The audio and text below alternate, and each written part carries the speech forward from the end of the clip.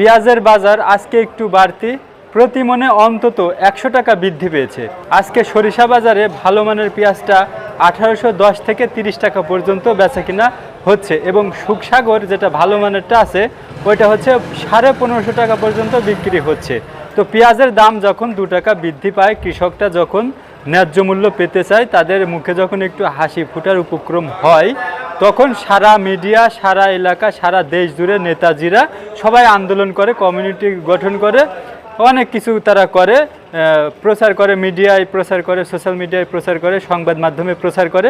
কিন্তু যখন কৃষক নিঃস্ব হতে থাকে তখন আর এটা কেউ দেখে না, কেউ তাদের খেয়াল রাখে না। যখন চাষের দাম বৃদ্ধি পায়, তেলের দাম, সার ওষুধের দাম, কীটনাশকের দাম, বিদ্যুৎ খরচ, জ্বালানি খরচ, যাতায়াত খরচ সব কিছু বৃদ্ধি পায়, তখন আর কেউ দেখে না।